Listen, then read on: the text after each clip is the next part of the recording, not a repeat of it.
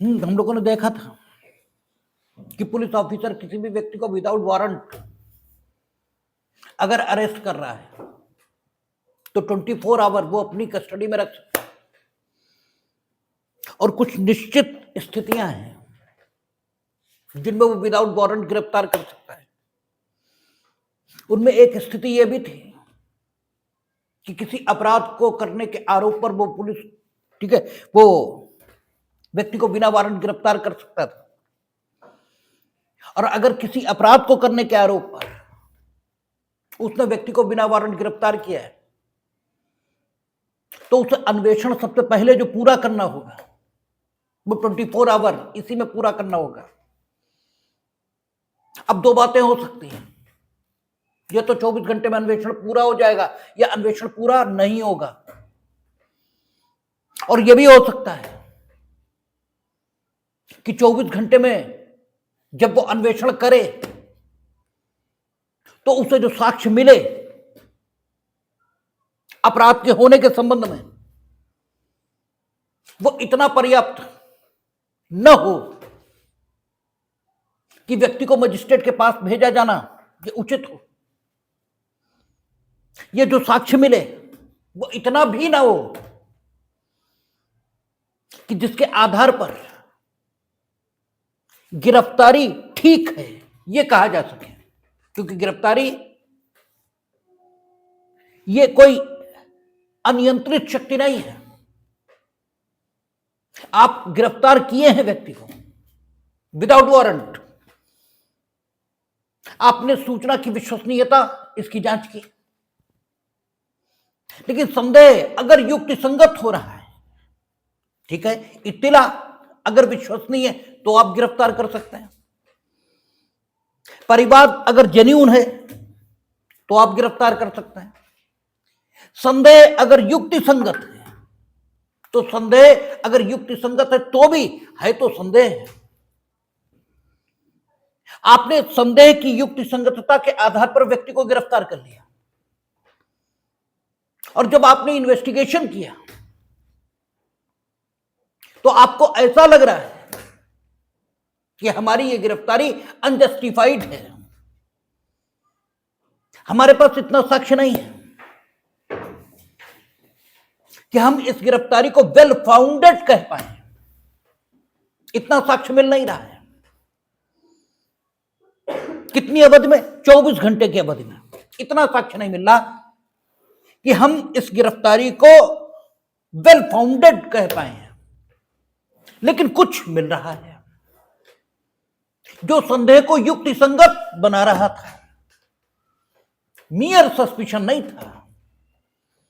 There was some evidence जो उस suspicion को जस्टिफाइड ये कर रहा था।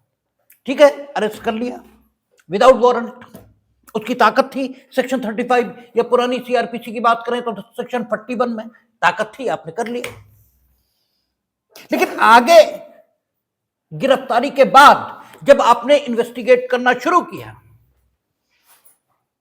तो जो साक्ष्य मिला 24 घंटे के भीतर वो इतना नहीं मिला कि गिरफ्तारी को वेल फाउंडेड कहा जा सके। वो वेल फाउंडेड नहीं है,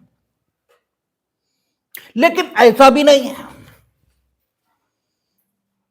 कि साक्ष्य बिल्कुल नहीं मिला, ऐसा भी नहीं है। इतना तो मिल ही गया जिसने संदेह को युक्तिसंगत बना दिया, इतना तो मिल ही गया, तभी तो किया। और जब इन्वेस्टिगेट किया तो ठीक है, इतना नहीं मिला कि हम गिरफ्तारी को वेल फाउंडेड कह पाए। गिरफ्तारी सुआधारित है, यानी अच्छे आधारों पर की गई। गिरफ्तारी के पीछे सुस्थापित आधार मौजूद हैं, ऐसा साक्ष्य नहीं मिल रहा। लेकिन स्थिति यह भी नहीं है कि बिल्कुल नहीं मिल रहा, मिल रहा है, लेकिन इतना नहीं मिल रहा कि हम गिरफ्तारी को सुआधारित कह सकें। तो जो प्रक्रिया अपनाई जाएगी वो इससे अगले सेक्शन की अपनाई जाएगी, जिसे पहले 169 ये कहा जाता था, और अब 169 नहीं बल्कि कितना कहेंगे? 189।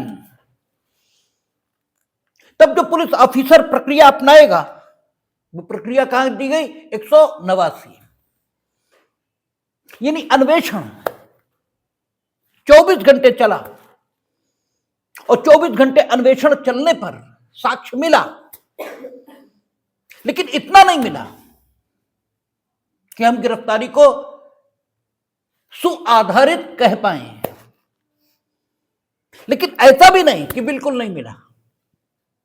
तो जो पुलिस ऑफिसर प्रक्रिया अपनाएगा, वो कौन सी? पहले सीआरपीसी में 169, 169 ये कहलाती थी, और अब कौन सी कहलाएगी? 189 ये कहलाएगी। आपको कॉलेजों में, स्कूलों में, सब जगह, कचहरी में ये बताया गया है कि साहब 169 में फाइनल रिपोर्ट और 173 में चार्जशीट, ये सब गलत है। ऐसा कुछ भी नहीं है। बड़ा मोटा मोटा समझिए। पुलिस ऑफिसर ने किसी भी व्यक्ति को गिरफ्तार कर लिया, तो अन्वेषण जल्द से जल्द खत्म हो, यह कानून की मंशा है। पुलिस ऑफिसर अन्वेषण जैसे ही अरेस्ट करेगा, अरेस्ट करने से पहले भी इन्वेस्टिगेट तो करेगा ही भाई। अरेस्टिंग जब करेगा, तब तक इत्तला की विश्वसनीयता को साबित करने लायक साक्ष्य उसके पास होगा। इत्तला उसे मिली थी जिसे उसने एफआईआर के तौर पर दर्ज किया था। फिर उस इत्तला की विश्वसनीयता, इसकी जांच करने के लिए उसने इन्वेस्टिगेट किया, और जब इन्वेस्टिगेट किया और उसे इत्तला की विश्वसनीयता को साबित करने लायक साक्ष्य मिला, तो उसने अभियुक्त को गिरफ्तार किया। ठीक है, इसका मतलब कुछ साक्ष्य तो पहले ही संकलित हुआ होगा, जिसके आधार पर इत्तला की विश्वसनीयता सिद्ध हुई होगी। और इसीलिए आप कचहरी में देखेंगे कि जो अन्वेषण की डायरी होती है, उसके पहले पर्चे में कभी भी गिरफ्तारी नहीं होती।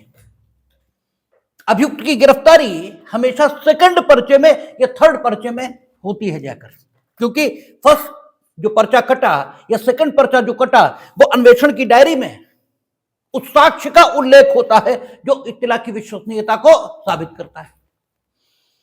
तो इत्तला विश्वसनीय थी, इस लायक इन्वेस्टिगेशन पहले ही किया जा चुका, और इस लायक साक्ष्य का संकलन पहले ही हो गया।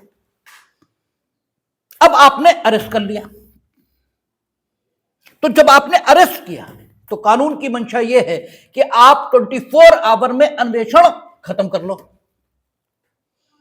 सारा अन्वेषण 24 घंटे इसमें समाप्त करिए। लेकिन जैसा चाहा गया वैसा हो जाए, यह आवश्यक नहीं।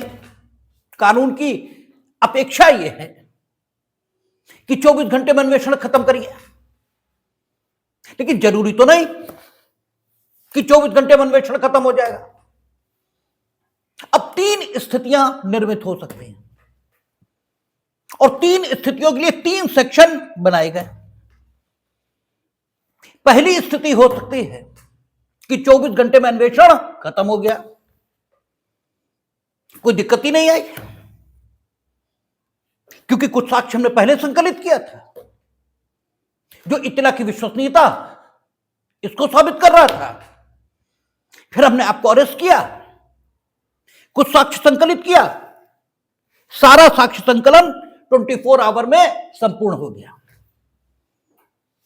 तो हम जिस सेक्शन में कार्यवाही करेंगे वो 170 और 173, ठीक है ना। जब साक्ष्य पर्याप्त है, ठीक है ना, जब साक्ष्य पर्याप्त है तो पुरानी सीआरपीसी में धारा 170 और नए में अभी आ जाएगी। ठीक है, एक कितनी थी पिछली? 190।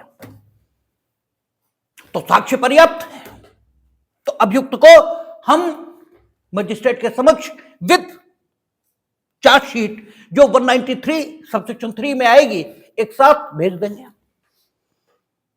अब दूसरी स्थिति हो सकती है कि जो साक्ष्य संकलित हुआ वो ये साबित करता है कि गिरफ्तारी ये सुआधारित है। यानी ये तो ठीक है, 24 घंटे में कुछ साक्ष्य हम पहले संकलित कर चुके हैं, उसके बाद हमने गिरफ्तार किया व्यक्ति को, और गिरफ्तार करने के बाद साक्ष्य का संकलन ये किया। 24 आवर में साक्ष्य का संकलन जो हुआ उसने गिरफ्तारी को और ज्यादा ठीक ये ठहराया, यानी अभियुक्त की दोषिता और ज्यादा प्रमाणित होती गई। लेकिन संपूर्ण साक्ष्य का संकलन नहीं हो पाया। एक स्थिति यह हो सकती और दूसरी स्थिति यह हो सकती, तीसरी वो हो सकती कि 24 घंटे में कंप्लीट हो गया, ठीक है ना। तीसरी वो जब 24 घंटे में कंप्लीट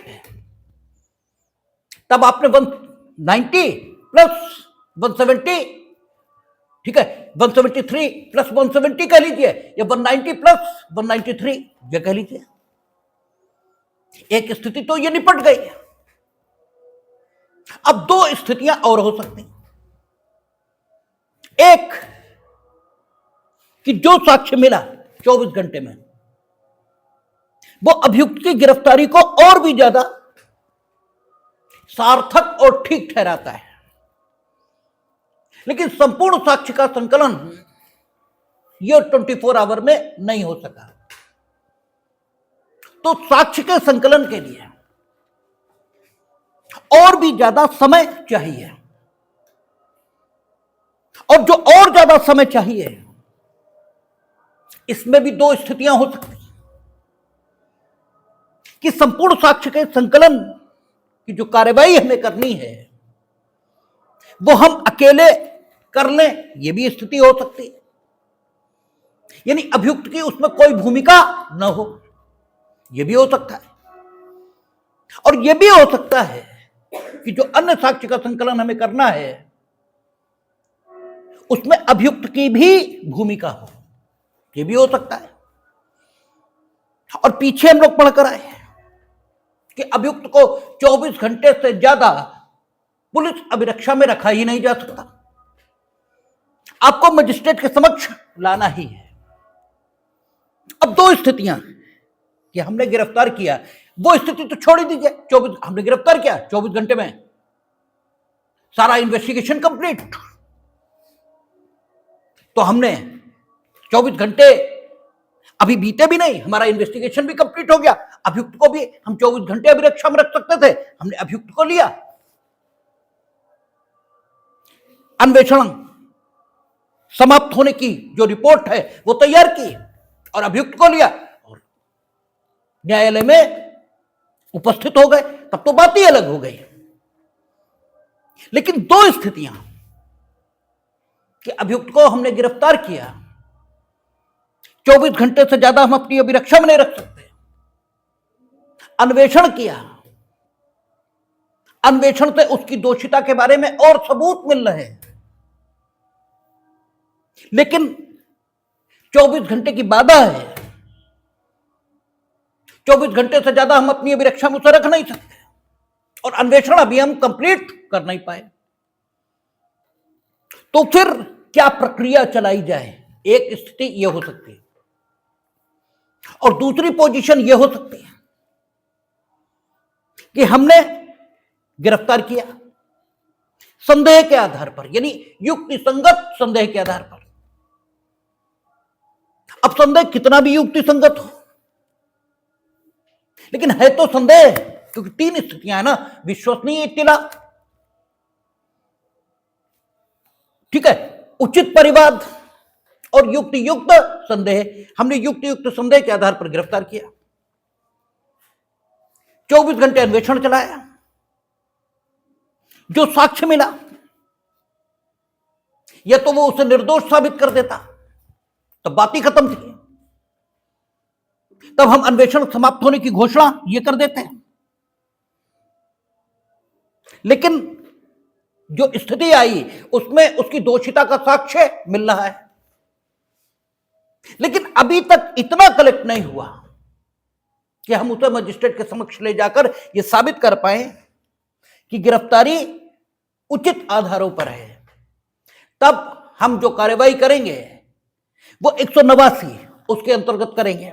लेकिन एक स्थिति यह भी है कि हमने जब व्यक्ति को गिरफ्तार किया तो हमें उसकी दोषिता के संबंध में ऐसा साक्ष्य मिला जिसने उसकी गिरफ्तारी को और भी उचित ठहराया, लेकिन साक्ष्य संकलन की संपूर्ण कार्यवाही ये कंप्लीट नहीं हो पाई और इससे पहले ही 24 घंटे का समय समाप्त हो गया। तो हम कानून की उस अपेक्षा को पूरा नहीं कर पाए कि 24 आवर में अन्वेषण समाप्त हो जाना चाहिए। तब क्या प्रक्रिया चलाई जाए, इस अभियुक्त को कहां रखा जाए, क्योंकि 24 घंटे में अन्वेषण खत्म नहीं हुआ। 24 घंटे से ज्यादा हम अपनी अभिरक्षा में रख नहीं सकते। जो साक्ष्य मिला है वो इसकी दोषिता को और ज्यादा प्रमाणित करता है। तो फिर आखिर क्या करें इस दशा में, इसे रखें कहां, क्योंकि पुलिस ऑफिसर ने अरेस्ट कर लिया है और अरेस्ट करने के बाद जो इन्वेस्टिगेट किया तो या तो ये साक्ष्य मिल जाता कि निर्दोष है, तब तो कोई दिक्कत ही नहीं थी, हम अन्वेषण की समाप्ति की घोषणा करते, इसे छोड़ देते और 193 में पुलिस रिपोर्ट प्रेषित कर देते, ठीक है ना। तो भी 24 आवर में अन्वेषण कंप्लीट हो गया, बात खत्म है। दूसरी स्थिति यह हो जाता कि हमें अरेस्टिंग के पश्चात जो साक्ष्य मिलता वो इतना कमजोर होता कि मजिस्ट्रेट के सामने ले जाने की जरूरत हम अनुभव न करते और अपनी अभिरक्षा में रखना यह भी उचित न मानते, क्योंकि हमें साक्ष्य अब तक नहीं मिला ऐसा जो इसकी गिरफ्तारी को ठीक ठहराए। लेकिन इतना मिला भी है जो अन्वेषण आगे चलाने की अपेक्षा करता है, मतलब कुछ मिला भी लेकिन इतना नहीं मिला कि हम ये कह पाए कि इसकी गिरफ्तारी किया जाना उचित है। इतना नहीं मिला और इतना भी नहीं मिला कि हम ये कह पाए कि ये दोषी नहीं है। अजीब अंतर्द्वंद की स्थिति है। तो अभी हम लोग 189 पर पहुंचेंगे, देखेंगे 189 की भाषा यही है कि जब पुलिस ऑफिसर ने इन्वेस्टिगेशन चलाया है और 24 घंटे में वो इतना साक्ष्य एकत्र नहीं कर पाया कि ठीक अगले सेक्शन में यानी 190 में अभियुक्त को मजिस्ट्रेट के पास भेजा जाना न्यायानुमत हो यानी जस्टिफाइड हो, तो पुलिस ऑफिसर अभियुक्त से इस आशय का बॉन्ड, इस आशय का बंध पत्र यह लेगा कि जब कभी इस अन्वेषण के क्रम में इस अपराध के लिए किसी भी न्यायालय के द्वारा आपको विचारण के लिए आहूत किया जाए तो आप उपस्थित होंगे और इस आशय का बॉन्ड लेकर और अभियुक्त को छोड़ देगा, क्योंकि उसके पास कुछ भी नहीं है। इतनी स्थिति नहीं कि मजिस्ट्रेट के पास ले जाएं और अभी तक ऐसा भी हुआ नहीं कि उसकी निर्दोषिता प्रमाणित हो गई हो। इन्वेस्टिगेशन आगे चलने की जरूरत है और जब इन्वेस्टिगेशन आगे चलेगी तो परिणाम दो होंगे, या तो ये दोषी पाया जाएगा और या दोषी नहीं पाया जाएगा। नहीं पाया गया, बात खत्म हो गई। लेकिन दोषी अगर पाया गया तो विचारण होगा इसका और विचारण के लिए इसे विचारण न्यायालय के समक्ष आना चाहिए। इसलिए पुलिस ऑफिसर इससे बॉन्ड लेगा और इसे छोड़ देगा, क्योंकि अभी हमारे पास इतना साक्ष्य नहीं है। एक तीसरी पोजीशन, आप हमने कहा था ना, जरा कंप्लीट दिमाग लगाइए कि क्या क्या सिचुएशंस हो सकती हैं, तब फिर कानून में कोई कठिनाई बचती नहीं। तीन ही स्थितियां हो सकती हैं, तीन के अलावा चौथी पोजीशन हो ही नहीं सकती और तीनों स्थितियों के लिए प्रावधान दिए गए। अब जो सबसे नाजुक स्थिति है, सबसे कॉम्प्लिकेटेड है, वो क्या है कि हमने जब गिरफ्तार किया उस समय तक इत्तिला की विश्वसनीयता ये सिद्ध हो चुकी थी, परिवाद का औचित्य सिद्ध हो चुका था और हमने अरेस्ट कर लिया। अरेस्ट करने के बाद जब हमने इन्वेस्टिगेशन और आगे चलाया तो हमने ये पाया कि जो अरेस्ट है ये एकदम ठीक है, ये दोषी है, लेकिन उसकी दोषिता को प्रमाणित करने के लिए जितना साक्ष्य हम संकलित करना चाहते थे वो सारा का सारा हम कंप्लीट नहीं कर पाए और तब तक 24 आवर गुजर गए। अब 24 आवर गुजरते ही हमें इस अभियुक्त को मजिस्ट्रेट के समक्ष लाना है, क्योंकि इसे दो प्रकार के अधिकार प्राप्त हैं, एक स्टैट्यूटरी और दूसरा फंडामेंटल। सीआरपीसी या वर्तमान में बीएनएसएस वो भी अभियुक्त को यह हक दे रही है कि 24 घंटे से ज्यादा उसे अभिरक्षा में नहीं रखा जा सकता, और उसका फंडामेंटल राइट वो भी ये कहता है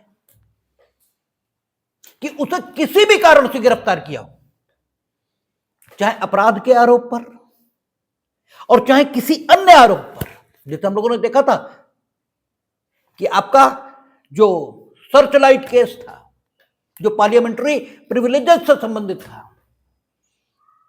उसमें हाउस के विशेषाधिकार इसके हनन के आधार पर व्यक्ति को गिरफ्तार किया गया था और होटल में डिटेन किया था, और हेबियस कॉर्पस पड़ी थी इसी बात को लेकर कि आपने आर्टिकल 22 का वायलेशन किया है, क्योंकि वो ये कहती है कि किसी भी प्रकार की अभिरक्षा हो, आप 24 घंटे से ज्यादा किसी भी व्यक्ति को मजिस्ट्रेट के प्राधिकार के बिना अभिरक्षा में नहीं रखेंगे, सिवाय प्रिवेंटिव डिटेंशन के। प्रिवेंटिव डिटेंशन आर्टिकल 22 में एक एक्सेप्शन है। तो यहां अभियुक्त को स्टैट्यूटरी राइट भी है और फंडामेंटल राइट ये भी है उसका कि he must be produced before the magistrate. ठीक है, पर 24 घंटे गुजर गए और हम अन्वेषण कंप्लीट नहीं कर पाए, लेकिन अन्वेषण जो 24 घंटे हमने चलाया उससे अभियुक्त की जो गिरफ्तारी है ये और भी ज्यादा प्रमाणित हुई है कि ये और भी ज्यादा ठीक है, ऐसा साक्ष्य में मिला है। तो फिर क्या हो, इसे छोड़ा तो नहीं जा सकता और न ही अन्वेषण को खत्म किया जा सकता, क्योंकि साक्ष्य संकलन की कार्यवाही अभी शेष है, भाई पूर्ण नहीं हुई ना, इसलिए प्रक्रिया का बनाया जाना जरूरी है। उस दशा के लिए जब 24 घंटे में अन्वेषण समाप्त न हो, तो ये जो सेक्शन है ये उसी दशा की बात करता है जब 24 घंटे में अन्वेषण खत्म न हो। और प्रथम जो अवधि है अन्वेषण के खत्म होने की वो 24 घंटे है, ये कहीं लिखा नहीं है। ये यूं कहें, अगर लिखा है तो इसी सेक्शन में लिखा है, क्योंकि उसने क्या लिखा, जब 24 घंटे में अन्वेषण खत्म न हो तो प्रक्रिया। इसका मतलब क्या हुआ, अगर इंप्लाइडली इसको पढ़ें तो लेजिस्लेचर जो फर्स्ट लिमिटेशन फिक्स कर रही है अन्वेषण को कंप्लीट करने के लिए वो कितना हुआ, 24 घंटे। क्योंकि विधायिका ने यह नहीं कहा कि जब 2 घंटे में अन्वेषण खत्म ना हो तो प्रक्रिया, जब 15 दिन में अन्वेषण खत्म ना हो तो प्रक्रिया, यह नहीं कहा। उसने कहा कि जब 24 घंटे में अन्वेषण खत्म ना हो तो प्रक्रिया। इसका मतलब यह हुआ कि आफ्टर अरेस्ट ऑफ अक्यूज, अगर आपने अरेस्टिंग नहीं की तो खूब चलाइए, ठीक है, तब कोई दिक्कत नहीं है। लेकिन अगर अरेस्टिंग आपने कर ली तो फिर आप या तो 24 घंटे में अन्वेषण खत्म करें और अगर खत्म कर देते हैं तो कोई दिक्कत ही नहीं, आप 190 प्लस 193 भेज दीजिए। अगर आपको लगता है कि हमने गिरफ्तारी कर ली लेकिन इतना साक्ष्य नहीं मिल रहा कि हम इसे मजिस्ट्रेट के समक्ष भेजें, लेकिन इतना भी नहीं मिल रहा कि हम इसे निर्दोष मान लें, यानी अन्वेषण आगे चलाए जाने की जरूरत है, लेकिन इतना साक्ष्य हमारे पास नहीं है कि हम इसकी गिरफ्तारी को न्यायोचित ठहरा पाए, तो आप 189 की कार्रवाई करिए, आप उसे बाउंड लीजिए, छोड़ दीजिए, अपना अन्वेषण आगे चलाइए। अगर आपको जैसा साक्ष्य मिले उस हिसाब से पुलिस रिपोर्ट ये प्रेषित करिए, उसके आधार पर कार्रवाई होगी। लेकिन अगर अरेस्टिंग आपने कर ली तो फिर आपके सामने मजबूरी है कि आप 24 आवर में समाप्त करिए, और अगर नहीं कर सकते तो फिर कोई छूट नहीं है, आप लेकर आइए उसे कहां, मजिस्ट्रेट के समक्ष। ठीक है, क्योंकि दो स्थितियां हैं, आप अपनी अभिरक्षा में उसे रख नहीं पाएंगे, ठीक है, क्योंकि वो अधिकतम अवधि कितनी है, 24 घंटे, और अन्वेषण आपका कंप्लीट नहीं है, और अपराध के शमन में समाज का हित है, और मजिस्ट्रेट ये अगर अभियुक्त के हित को देखने के लिए बैठा है तो ये राज्य के या समाज के हित का भी रक्षक है। तो दोनों के बीच एक और राज्य का हित है और एक और इस अभियुक्त व्यक्ति का हित है, इन दोनों हितों के बीच सामंजस्य इस धारा के माध्यम से बिठाया है। और उन्होंने कहा कि जब 24 घंटे में अन्वेषण समाप्त न हो तो आप इस प्रक्रिया को अपनाएं। ठीक है, 24 घंटे में अन्वेषण खत्म नहीं हुआ, आपको ऐसा लगता है, ये तो आपका अनुमान है कि 24 घंटे में जो आपको साक्ष्य मिला है वो इतना पर्याप्त है कि अभियुक्त को गिरफ्तारी में, ठीक है, या अभियुक्त को गिरफ्तार रखा जा सकता है, ये तो आपका आकलन है, क्या पता ऐसा ना हो, ठीक है, उसके विरुद्ध कोई साक्ष्य मिला ही ना हो, आप केवल कह रहे हो कि हमें ऐसा साक्ष्य मिला है और अन्वेषण को आगे चलाए जाने की जरूरत है, ये आपका निष्कर्ष है। ये भी हो सकता है,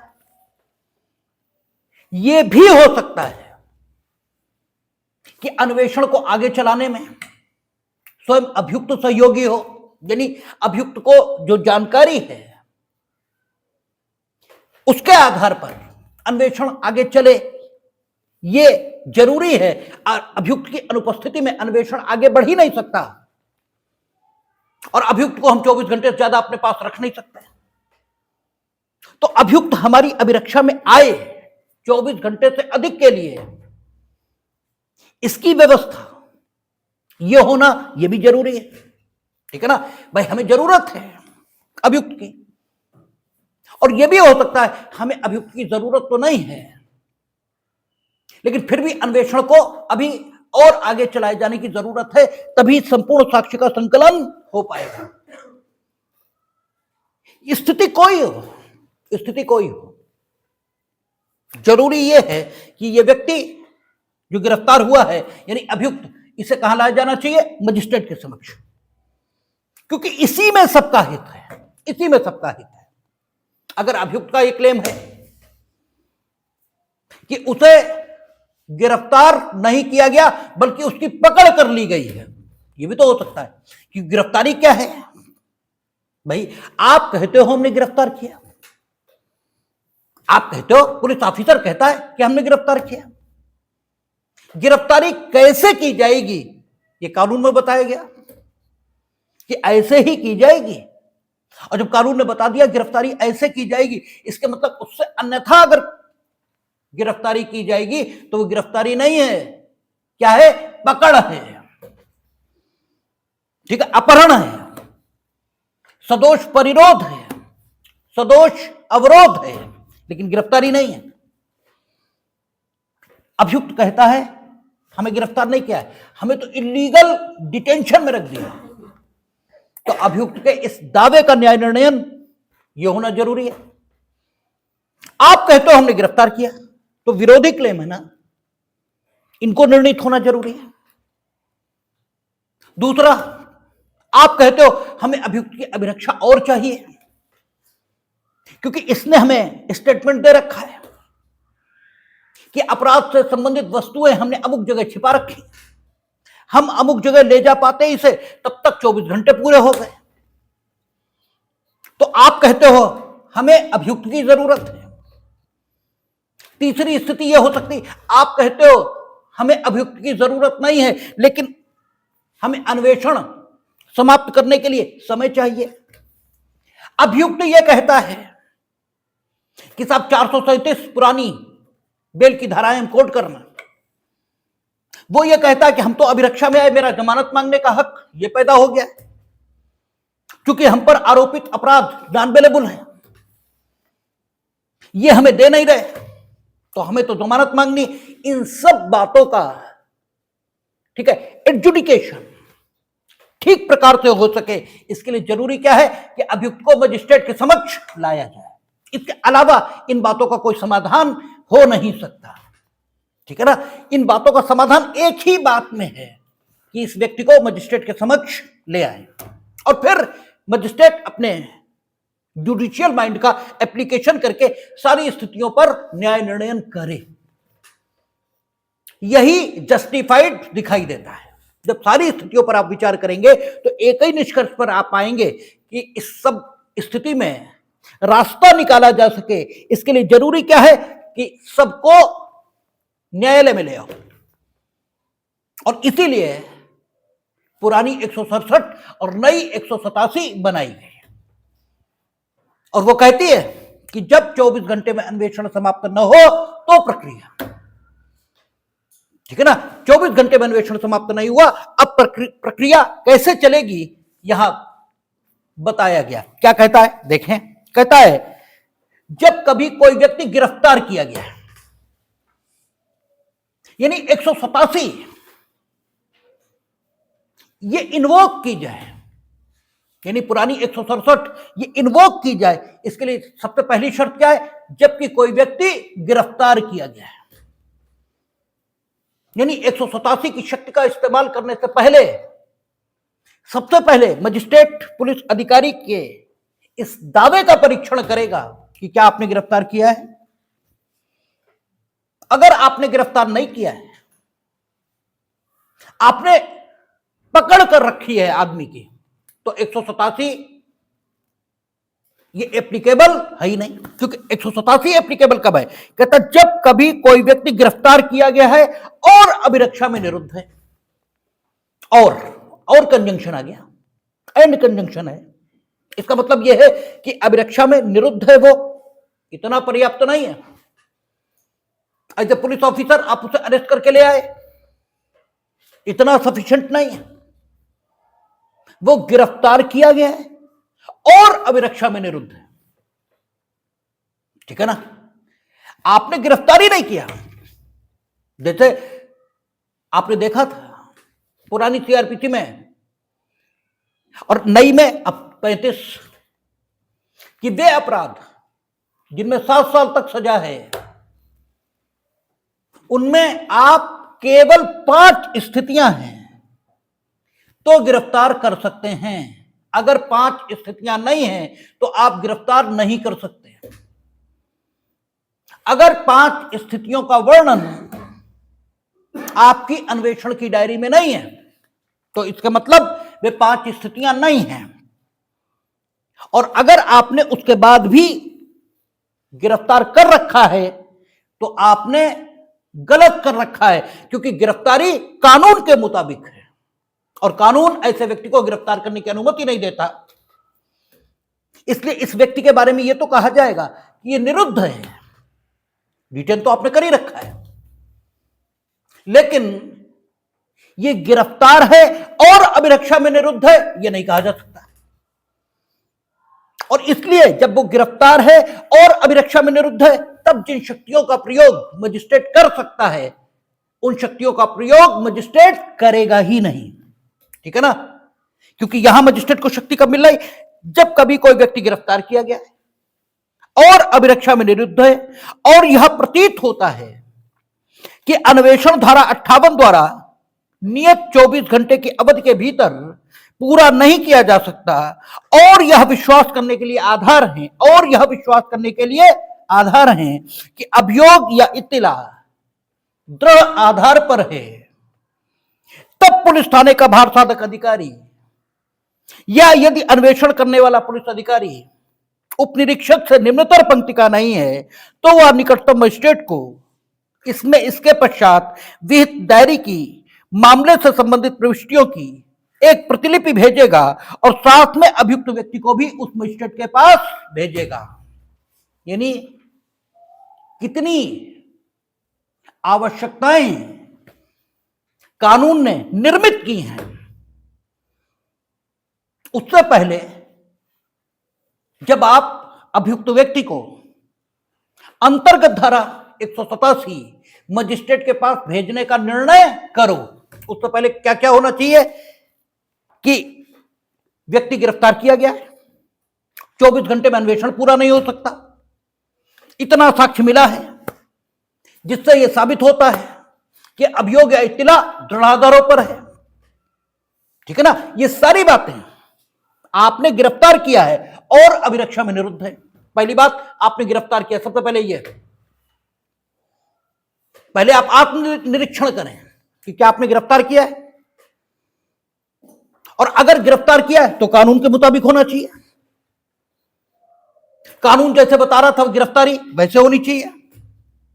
अगर आपने वैसे गिरफ्तारी नहीं की है तो आपने उसे निरुद्ध कर रखा है, गिरफ्तार नहीं। जबकि आप मजिस्ट्रेट के पास भेजे तो दोनों शर्तें पूरी होनी चाहिए, उसे गिरफ्तार किया गया है और अभिरक्षा में निरुद्ध है, पहली शर्त। दूसरी शर्त, 24 घंटे की अवधि में अन्वेषण पूरा न हो सकता हो, ये नहीं कि 24 घंटे में अन्वेषण पूरा हो सकता फिर भी आपने व्यक्ति को मजिस्ट्रेट के समक्ष इस धारा के अंतर्गत भेज दिया, तो भी नहीं। पहली जरूरत गिरफ्तार और अभिरक्षा में निरुद्ध। दूसरी जरूरत, अन्वेषण 24 घंटे में पूरा न हो। तीसरी जरूरत, अभियोग या इत्तिला दृढ़ आधारों पर है। ठीक है ना, जो अभियोग या इत्तिला है वो कैसी है, दृढ़ आधारों पर है। यह भी आपने परीक्षित कर लिया, इसका मतलब आपके पास ऐसा एविडेंस है जिससे आप ये तय कर सकते हैं कि अभियोग या इत्तिला दृढ़ आधारों पर है। जब इतना हो गया, now you can take the decision to send the accused before the magistrate. और किसके साथ, अन्वेषण की डायरी की उन प्रविष्टियों के साथ जो इन बातों का साक्ष्य है। किन किन बातों का, कि अन्वेषण 24 घंटे में पूरा नहीं हो सकता, इसे गिरफ्तार किया गया है और यह अभिरक्षा में निरुद्ध है, और अभियोग या इत्तिला दृढ़ आधारों पर है। इसीलिए आप जब कचहरी में आते हैं तो अभियुक्त का जब चालान आता है, जिसे थाने से चालान आना कहते हैं, उसके साथ सीडी के पर्चे आते हैं। मजिस्ट्रेट कहता है कि आप क्या लाए हो, साथ में लाओ पर्चे लाओ कि सीडी में क्या लिखा है, और सीडी के पर्चे साथ में आते हैं। वो ये, क्योंकि अन्वेषण की डायरी में आप सारे साक्ष्य का उल्लेख करोगे, जो पाओगे उनसे यह तय होगा कि यह गिरफ्तार और अभिरक्षा में निरुद्ध है या नहीं। अन्वेषण की डायरी में लिखे नहीं मिल रहा।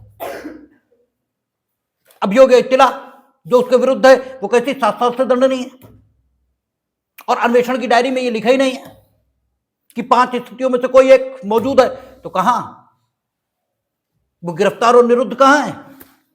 वो खाली निरुद्ध है, गिरफ्तार तो नहीं है। गिरफ्तारी का तो कोई हक ही नहीं था, आपने उसे छोड़ा क्यों नहीं? ठीक है, तो ये सब चीजें होनी चाहिए, और अगर इनमें कमी है तो आप 189 की कार्रवाई करो। ठीक है ना, तब आप 187 की कार्रवाई नहीं करोगे एज ए पुलिस अफसर। ठीक है ना, और 24 घंटे में पूरा हो सकता है तो 190 की कार्रवाई करो। ठीक है, यहां तो प्रक्रिया तब है जब 24 घंटे में अन्वेषण पूरा ना हो। ये सारी चीजें कंप्लीट होनी चाहिए, तब आप अभियुक्त को मजिस्ट्रेट के समक्ष भेजेंगे। और जब आप भेज देंगे और यहीं पर जो कचहरी में वकील लोग कहा करते हैं कि हम रिमांड पर आपत्ति करेंगे, तो वो कहां होती है? 187 सबसेक्शन 1 में ही होती है। और आप यही कहते हैं कि साहब हमें गिरफ्तार नहीं किया है, हमें तो निरुद्ध किए हुए हैं। ये बताएं कि कैसे इन्होंने गिरफ्तार किया है। इन्होंने जो एविडेंस कलेक्ट किया है उसके मुताबिक अभियोग या इत्तिला दृढ़ आधारों पर साबिती नहीं होती। यहीं पर 187 सबसेक्शन 1, यहीं पर रिमांड पर ऑब्जेक्शन होता है, क्योंकि ये चीजें होनी चाहिए, तभी आप अभियुक्त को मजिस्ट्रेट के समक्ष लाओगे, अन्यथा ला ही नहीं सकते। और हमारा यही कहना होता है कि ये आवश्यकताएं पूरी नहीं है, ठीक है, क्योंकि गिरफ्तारी जिस ढंग से होनी चाहिए नहीं की। अभियोग या इत्तिला, उसके समर्थन में जो साक्ष्य उन्होंने संकलित किया वो ये साबित नहीं करता कि अभियोग या इत्तिला दृढ़ आधारों पर है। ये 24 घंटे में अन्वेषण, ठीक है, समाप्त कर सकते थे या नहीं कर सकते थे, तो इन्हें 189 की कार्रवाई ये करनी चाहिए थी, इन्होंने नहीं की। इसलिए इस धारा के अंतर्गत अभियुक्त को मजिस्ट्रेट के समक्ष भेजना गलत है, यही आपका दावा होता है और इस पर न्याय निर्णय आता है। लेकिन कुल मिलाकर यहां पुलिस ऑफिसर 187 सबसेक्शन 1 के अंतर्गत जब ये सारी जरूरतें पूरी हो गई तो मजिस्ट्रेट के समक्ष भेज देगा, इसलिए क्योंकि बहुत सारी बातें, एक तो इस पर निर्णय होना है, अभियुक्त कहता है कि हम गिरफ्तार नहीं है, इनने जबरदस्ती बंद कर रखा है, इस पर न्याय निर्णय होना है। आपका क्लेम यह है कि हमें अन्वेषण और चलाना है, इसलिए हमें समय चाहिए, अभी हमारे पास इतना साक्ष्य संकलित नहीं हुआ कि हम इनके विरुद्ध पुलिस रिपोर्ट प्रेषित कर पाए, लेकिन जो संकलित हुआ है उससे अभियोग या इत्तिला का दृढ़ आधारों पर होना साबित हुआ है, इसलिए हम इन्हें छोड़ेंगे भी नहीं। अभियुक्त का कहना है कि मत छोड़ो, लेकिन जमानत चाहिए हमें, उसे मांगने का हमारा हक है, ठीक है, मिले ना मिले लेकिन मांगने का हक तो है। तो आखिर इन सब बातों पर न्याय निर्णय कैसे होगा? आपका कहना यह है कि हमें अन्वेषण आगे चलाना है और इनकी जरूरत है हमें, क्योंकि इन्होंने हमारी कस्टडी के दौरान हमें यह बताया है पूछताछ में कि अपराध से संबंधित वस्तुएं अमुक जगह रखी हैं, वो जगह इन्हीं को पता है, इन्हें हमें साथ लेकर जाना है, और 24 घंटे पूरे हो गए, बहुत सारी बातें हैं। इन सब बातों के समाधान के लिए जरूरी है कि अभियुक्त मजिस्ट्रेट के समक्ष आ जाए।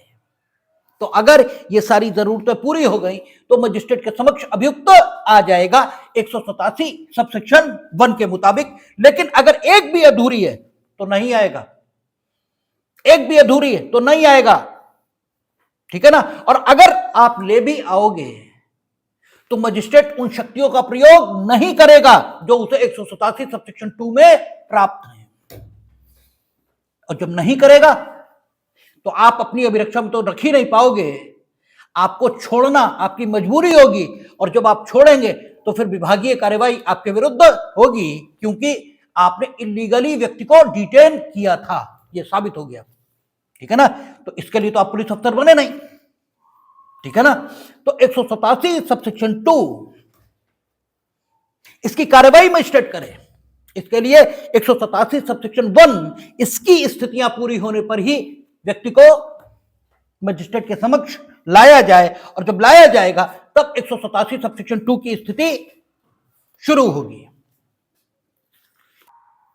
और 187 सबसेक्शन 2 ये जहां से शुरू हो रहा है, सेक्शन की शुरुआत की भाषा देखें तो ये बिल्कुल तय हो जाता है कि अगर 187 सबसेक्शन 1 ये पूरा नहीं है, ये संतुष्ट नहीं है, तो 187 सबसेक्शन 2 की शक्तियां ये मजिस्ट्रेट के पास नहीं हैं, और जब नहीं है तो वो पुलिस ऑफिसर से कहेगा तुम्हें जहां ले जाना है ले जाओ, हम अपनी शक्तियों का प्रयोग नहीं करेंगे। और इसे कचहरी की भाषा में क्या कहते हैं? रिमांड का रिफ्यूज कर दिया जाना। इसी को रिमांड का रिफ्यूज किया जाना बोला जाता है। और अगर रिमांड रिफ्यूज हुआ तो पुलिस ऑफिसर, ये सेक्शन 58 और पहले 57 था, उसके मुताबिक 24 आवर से ऊपर तो रख ही नहीं सकता, और अगर रखेगा तो उसके खिलाफ एफआईआर दर्ज होगी। ठीक है ना? फिर तो इलीगल डिटेंशन है ना, फिर तो सदोष परिरोध है, तब तो एफआईआर हो जाएगी। इसलिए पुलिस ऑफिसर को छोड़ना ही होगा, और जब छोड़ेगा तो इंट्रीज होकर पेपर्स में आएगा। भाई थाने की जो, ठीक है, पेपर्स हैं, थाने की जो जीडी है जिसे जनरल डायरी कहा जाता है, उसमें तो सारी इंट्रीज होकर आएगा।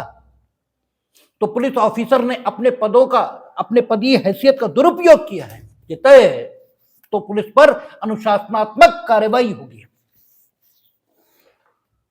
ठीक है ना? इसलिए मजाक नहीं है। पुलिस ऑफिसर खूब देख लेता है, तभी वो 187 सबसेक्शन 1 में अभियुक्त को मजिस्ट्रेट के समक्ष भेजते हैं। और कई बार उनसे गड़बड़ भी होती है, हालांकि बहुत कम मामलों में ऐसा होता है, लेकिन होता है। हमारे ही 24 साल के वकालत के करियर में 4-6 अवसर ऐसे आए हैं जिनमें रिमांड रिफ्यूज हो गए, नहीं लिया, रिमांड हो जाता है। ठीक है ना? तो ऐसा नहीं है कि हमेशा मैकेनिकली आप रिमांड ले आओगे और रिमांड हो जाएगा। हालांकि हिंदुस्तान में एक परंपरा है, आदमी कितना भी गलत कर दे, लेकिन जब उसकी नौकरी पर बनती है तो लोग ये कहते हैं कि होगा, चलो बख्शो। ठीक है? तो अक्सर ऐसे मामलों में होता क्या है, ऑफ द रिकॉर्ड बता रहा हूं, ऑन द रिकॉर्ड नहीं, कि क्या होता है, वहीं तत्काल मजिस्ट्रेट जब रिमांड लेने से मना कर देता है तो लोक अभियोजक होते हैं, उन्हें बुलवाते हैं और कहते हैं कि अब इसमें क्या बढ़ा दें, कैसे हो? तो हम लोग कहते हैं इसमें 2 गवाहों के बयान और नोट करो। ठीक है, 2 गवाहों के बयान और लिखो। ठीक है, लिखना तो हम ही को है। 161 में हम गए थे रामस्वरूप से पूछने, उनने हमें ये बताया। ठीक है, सिग्नेचर तो ना रामस्वरूप के होने ना कुछ, हम कहेंगे 2 बयान इस पे और लिखो। अब आ गया, अब गिरफ्तारी दृढ़ाधारों पर है, लो अब प्रस्तुत करना। ठीक है, ऐसे रिमांड होता है। या जैसे आपने वो उल्लेख नहीं किया है जो धारा, ठीक है, आप भाई 7 ईयर पनिशमेंट था, आपको नोटिस तामील कराना चाहिए था, या उन आपने गिरफ्तार कर लिया तो 5 स्थितियों में से कोई एक स्थिति है, ये उल्लिखित करिए। तो हम लोग लिखते हैं इसमें बढ़ाओ अभी कि गांव में गए थे इस तारीख को, 2 पर्चे और काटो, लिखो उसमें कि गांव में गए थे तो उन्होंने बताया कि भाग गए। ठीक है, ढूंढे तो नहीं मिले, 5 बार इनके घर गए, 5 बार नहीं मिले। ठीक है, बताया गया ये निकल लेने के जुगाड़ में है, अमेरिका का वीजा बनवा रहे हैं, तभी हमने अरेस्ट कर लिया। अब आ गई एक स्थिति तो आई गई, या इन्हें फला गवाह धमकाया। ठीक है, ऐसे करके मेंटेन कर लेते हैं। लेकिन आप ये खूब समझ लो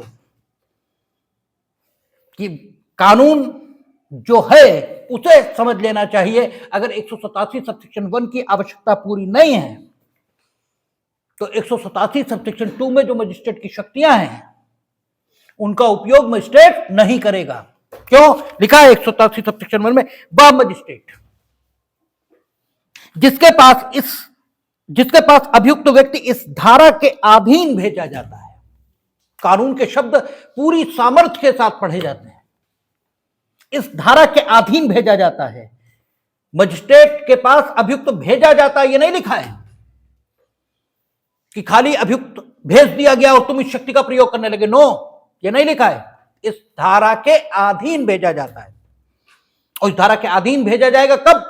जब अभियोग या इत्तला दृढ़ाधारों पर है। 24 घंटे में अन्वेषण खत्म नहीं हो सकता।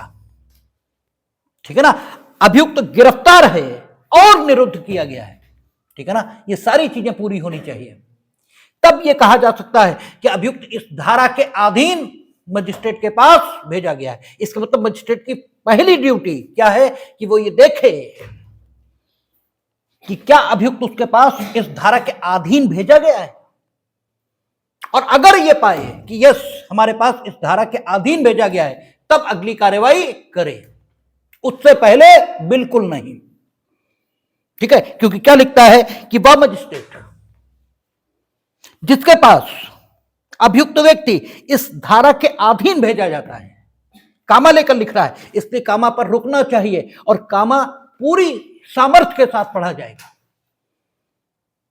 तो इसका मतलब यह हुआ कि first of all he must examine that the accused has been sent by the police before him according to the provision of this section or not.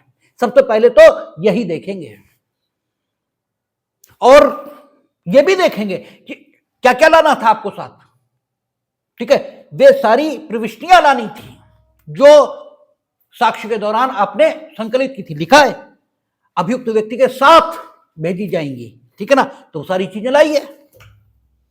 इसीलिए जब अभियुक्त वहां आता है तो एफआईआर भी उसके साथ आ जाती है, सीडी के पर्चे भी आते हैं, तब रिमांड होता है, ऐसे रिमांड नहीं होगा, ठीक है। रिमांड यानी अभिरक्षा कैसे होती है आगे देखेंगे, इसी धारा में अभी मिलेगा, ठीक है। लेकिन सबसे पहले मजिस्ट्रेट की जो ड्यूटी है वो क्या, वो ये देखे कि क्या अभियुक्त को इस धारा के अधीन उसके पास भेजा गया है। आगे की बातें इसके बाद शुरू होगी,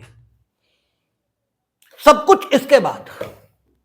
सबसे पहला जो आपका कर्तव्य है वो आप ये देखें कि क्या अभियुक्त को इस धारा के अधीन आपके पास भेजा गया है, ये यस। अब आगे बढ़िए, क्या कहता है, तब ठीक है जिस मजिस्ट्रेट के पास लाया गया ये विचार किए बिना, चाहे उस मामले के विचारण की उसे अधिकारिता हो या न हो। ये लिखा क्यों है, इसलिए क्योंकि अभियुक्त व्यक्ति गिरफ्तार हो सकता है कन्याकुमारी में, और जिस अपराध के बाबत उसकी गिरफ्तारी होगी उसका विचारण का अधिकार शाहजहांपुर के न्यायालय को हो, यह हो सकता है, ठीक है ना। विचारण का अधिकार शाहजहांपुर के न्यायालय को है, और उसकी अरेस्टिंग कहां हुई, तमिलनाडु में, क्योंकि पुलिस तो जाएगी अरेस्टिंग करके लाएगी। अब सवाल यह है कि वहां से यहां तक लाने में ही 24 घंटे से ज्यादा का समय लगेगा, ठीक है। कैसे लाएं, और 24 घंटे से ज्यादा हम अपनी अभिरक्षा में रख नहीं पाएंगे। हमने अभियोग या इत्तला दृढ़ आधारों पर है, इस लायक साक्ष्य उसकी गिरफ्तारी से पहले ही इकट्ठा कर लिया था, इस पर कोई प्रतिबंध ये तो नहीं था। भाई गिरफ्तारी आवश्यक है तब हम गिरफ्तारी करेंगे, गिरफ्तारी हो सकती है इसलिए तो गिरफ्तारी नहीं करेंगे। हमने आपको बताया था सेक्शन 35 प्लस, ठीक है, 157 प्लस 19 जोड़ के जो सेक्शन आए, तब आप तय करेंगे कि हमें गिरफ्तारी करनी है नहीं करनी। हमने सब कुछ पहले ही अभियोग इत्तला दृढ़ आधारों पर है, इस लायक साक्ष्य पहले इकट्ठा कर लिया, अब हमने गिरफ्तार कर लिया। चलो हम वहां से लेकर आ रहे हैं, 24 घंटे ज्यादा तो रास्ते में लग जाएंगे, ठीक है। चलो आप ये कहेंगे 58 में लिखा है न्यायालय तक लाने और ले जाने में लगने वाले समय को छोड़कर। हमने वहां इन्वेस्टिगेट किया, ठीक है ना, तो 24 घंटे उसमें खत्म ही नहीं हो पाया अन्वेषण। एक स्थिति ये हो सकती है, एक स्थिति ये हो सकती है। अब वहीं हम अपनी अभिरक्षा में रखना चाहते हैं, तो क्या करें, कैसे करें, क्योंकि जिसे विचारण करना है मामले का वो तो बहुत दूर है, तो हम अपनी अभिरक्षा में कैसे लें। अब हमें लगता है कि वहीं तमिलनाडु के पड़ोस के जिले में साक्ष्य मिल जाएगा इसका, अब हम यहां लाएं फिर से जाएं वहां, ये सब ठीक नहीं है। तो क्या है कि जो निकटस्थ जुडिशियल मजिस्ट्रेट होगा, आखिर वहां भी तो कोई होगा जहां हमने अरेस्टिंग की है, उसके पड़ोस में भी तो कोई जुडिशियल मजिस्ट्रेट होगा, उससे उसके पास लिए जाएंगे। इसीलिए यह लिखा है कि वह मजिस्ट्रेट जिसके पास अभियुक्त व्यक्ति को इस धारा के अधीन भेजा जाता है, यह विचार किए बिना, चाहे उस मामले के विचारण की अधिकारिता उसे हो या न हो, अभियुक्त व्यक्ति पर विचार करने के पश्चात कि क्या ऐसा व्यक्ति जमानत पर नहीं छोड़ा गया है या उसकी जमानत रद्द कर दी गई है, अभियुक्त का ऐसी अभिरक्षा में जैसा वह मजिस्ट्रेट ठीक समझे, इतनी अवधि के लिए जो कुल मिलाकर पूर्णता या भागतः 15 दिन से अधिक नहीं होगी, उपधारा 3 में यथा उपबंधित यथा स्थिति 60 दिन या 90 दिन की उसकी निरुद्ध अवधि में से प्रारंभिक 40 से 60 दिनों के दौरान किसी भी समय निरुद्ध किया जाना समय समय पर प्राधिकृत कर सकता है। आगे की बात आगे पढ़ेंगे, क्योंकि बात गड्ढमड्ढ होने लगेगी। सबसे पहली चीज कि जब 187(1) की आवश्यकताएं पूरी हो गई और 24 घंटे में अन्वेषण खत्म नहीं हो सकता, तो पुलिस अधिकारी इस व्यक्ति को कहां लाएगा? मजिस्ट्रेट के समक्ष। और मजिस्ट्रेट के समक्ष जब लाएगा तो वो मजिस्ट्रेट भले ही मामले में विचारण की अधिकारिता रखता है या नहीं रखता, इससे कोई लेना देना नहीं, उसे विचारण की अधिकारिता है या नहीं है।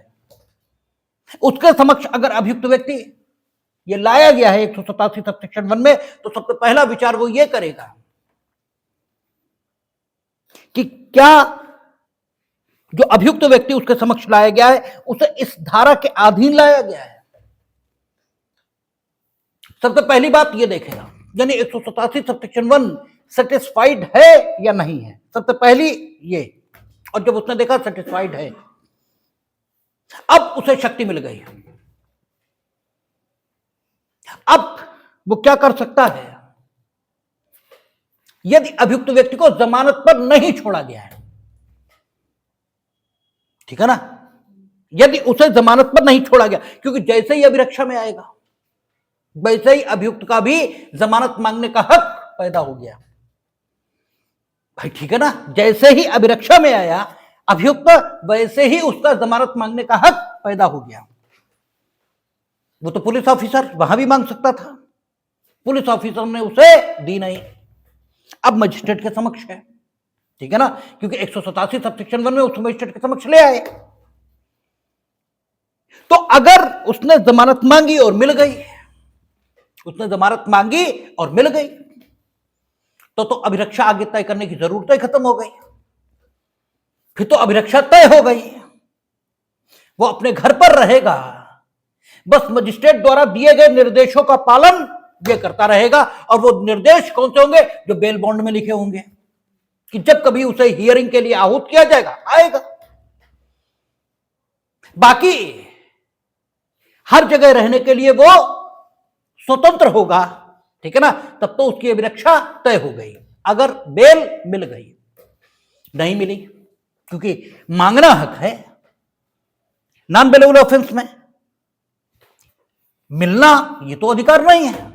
हमने कहा ना, सारी चीजों को एक साथ समझेंगे तो बात ज्यादा क्लियर होती है। अभियुक्त ने बेल मांगी, नहीं मिली, और 187 सेक्शन 1 की स्थितियां पूरी हैं, यानी अन्वेषण 24 घंटे में समाप्त नहीं हो सकता। अभियोग या इत्तला दृढ़ आधारों पर है, गिरफ्तार किया गया है और निरुद्ध है। पुलिस अभिरक्षा में 24 घंटे से ज्यादा रहेगा नहीं, ठीक है ना। अब क्या करें? तो मजिस्ट्रेट ऐसी अभिरक्षा जैसी मजिस्ट्रेट उचित समझे यह तय कर सकता है।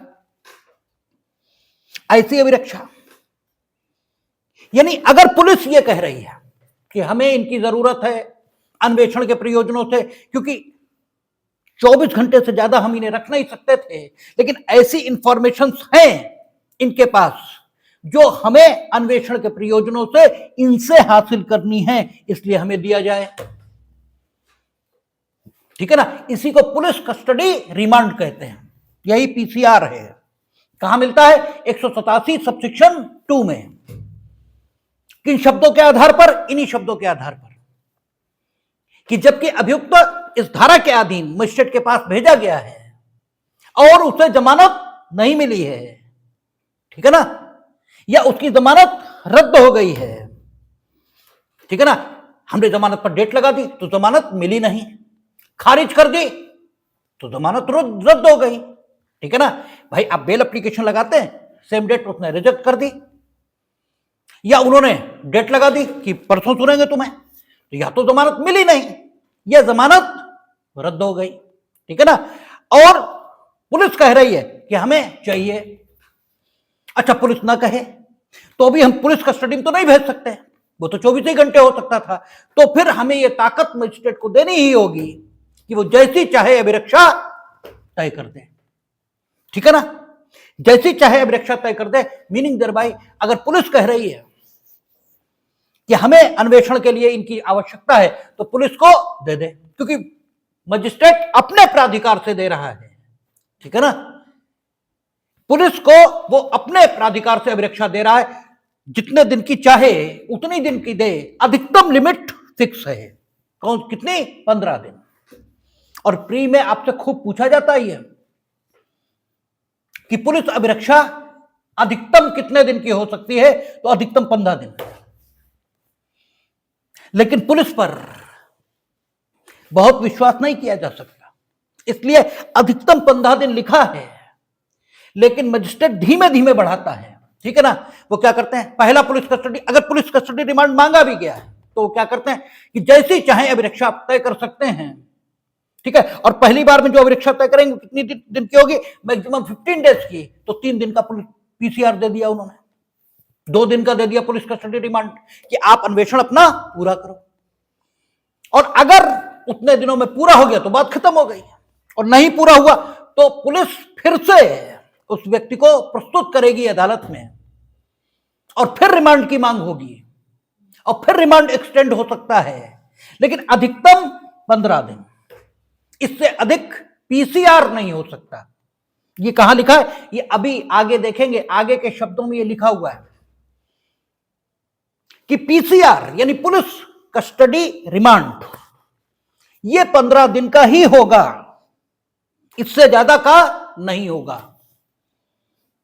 ठीक है। इससे ज्यादा अभियुक्त को निरुद्ध रखा जा सकता है, इससे ज्यादा अभियुक्त को निरुद्ध रखा जा सकता है अन्वेषण चलने के दौरान, ठीक है ना।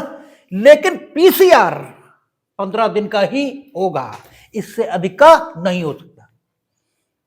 अभियुक्त की ऐसी अभिरक्षा जैसी मजिस्ट्रेट उचित समझे वैसी वो तय कर सकता है, यानी पुलिस अभिरक्षा भी हो सकती है।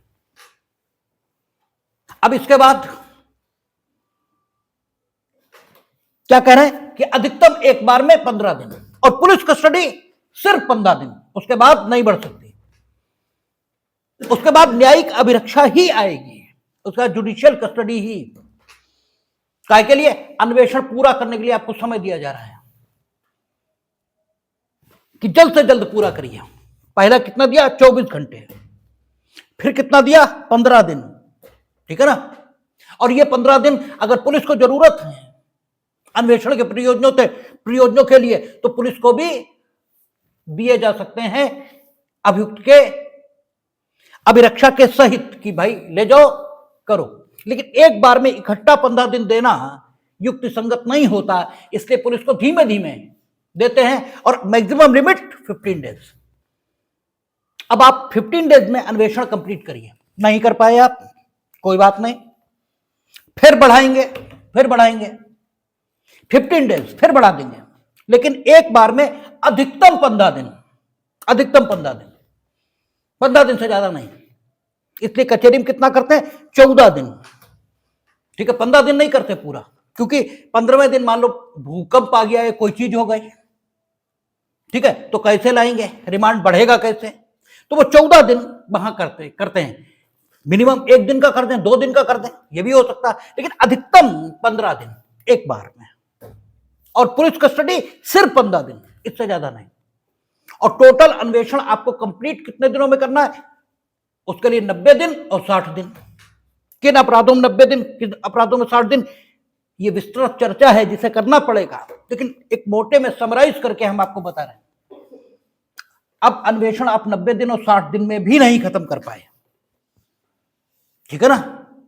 हमने कहा ना 167 या 187 विरोधी दावों के बीच सामंजस्य बिठाने के लिए बनाई गई धारा है। अन्वेषण का लिए चलाया जा रहा, ये जानने के लिए कि विचारण का कोई आधार है या नहीं, इसके लिए 24 घंटे में आप पूरा नहीं कर पाए, लाइए मजिस्ट्रेट के समक्ष, लेकिन 24 घंटे में कुछ तो किया होगा, वो सब लाइए। लगा कि ठीक है अन्वेषण आगे चलना चाहिए, 15 दिन हमने आपको दिए, पहली बार में करिए। इन 15 दिनों में अगर आपको चाहिए आपको भी दे देंगे, ठीक है ना। इन 15 दिनों में अगर आपको चाहिए आपको भी मिल जाएगा, आप ले लो, लेकिन एक बार में इकट्ठा नहीं देंगे, एक एक 2-2 दिन करके देंगे, आप लो। अधिकतम आपको 15 ही दिन के लिए मिलेगा, इससे ज्यादा नहीं, क्योंकि आप तेजी चलाइए ना। सबसे पहले अन्वेषण में उसी का वही काम कर लो जिसमें तुम्हें उसकी जरूरत हो, उसके बाद बाकी के बाद में करते रहना, ठीक है। आपको 15 डेज हमने दे दिए, आप पूरा नहीं कर पाए, फिर बढ़ा देंगे 15 डेज, फिर बढ़ा देंगे 15 डेज, और अधिकतम ये बढ़ाएंगे हम 90 दिन या 60 दिन। कुछ अपराधों में 90 दिन और कुछ अपराधों में 60 दिन। इसमें भी आप नहीं कर पाए, इसमें भी नहीं कर पाए, अन्वेषण समाप्त। तो विरोधी हित, इसमें सामंजस्य बिठाएंगे। अब हम क्या करेंगे, हम अभियुक्त को जमानत पर छोड़ देंगे, अभियुक्त को हम जमानत पर छोड़ देंगे, क्योंकि आपके पास अभी तक विचारण चलाए, ठीक है, विचारण को चलाया जाए इस लायक साक्ष्य इकट्ठा ही नहीं हो पाया। तो हम ऐसा नहीं कहेंगे कि अब आप अन्वेषण खत्म कर दो, आगे चलाने की जरूरत नहीं। और कहेंगे भी किन मामलों में, सम्मन मामलों में कहेंगे भी, ये भी होगा, आएगा। अभी 187 सबसेक्शन 5 भी आएगा, सबसेक्शन 6 भी आएगा, यानी छोटे अपराध हैं, तो हम ये भी कहेंगे नहीं खत्म करो, कुछ नहीं, तुम कुछ कर ही नहीं सकते। लेकिन अगर गंभीर अपराध हैं तो अन्वेषण हम खत्म नहीं करेंगे, ठीक है। अब आप अन्वेषण चलाते रहो खूब आराम से, हम इसे जमानत पर छोड़े देते हैं, क्योंकि विरोधी हितों में सामंजस्य बिठाना है, हमें अभियुक्त का भी ध्यान रखना है। आपने अपराध का अन्वेषण पूरा ही नहीं किया 90 दिन और 60 दिन में, हम उसे कब तक बंद रखें? आप विचारण के लिए लाओ ना, आप आरोप पत्र या पुलिस रिपोर्ट 193 में लाते क्यों नहीं? आप लाओ, हम विचारण प्रारंभ करेंगे। लेकिन अगर आप नहीं ला पा रहे तो हम उसे जमानत देंगे, ठीक है ना, और आवश्यक तौर पर देंगे, अपराध कोई हो और उसकी दोषिता कितनी भी हो, क्योंकि दोषिता प्रमाणित करना तुम्हारा काम था। तुम लाओ, और नहीं लाए तो उसे आवश्यक तौर पर जमानत पर छोड़ दिया जाएगा, लेकिन अन्वेषण खत्म नहीं होगा, अन्वेषण चलता रहेगा और आगे पुलिस रिपोर्ट आएगी और उसके आधार पर विचारण चलेगा। तो अन्वेषण जब 24 घंटे में समाप्त नहीं हो सकता तो प्रक्रिया क्या है, इसका कुछ भाग आज खत्म हुआ। कौन सा? 187 सबसेक्शन 1 और 187 सबसेक्शन 2 की शुरुआत हुई है। कल हम लोग कोशिश करेंगे कि धारा खत्म हो जाए, देखेंगे।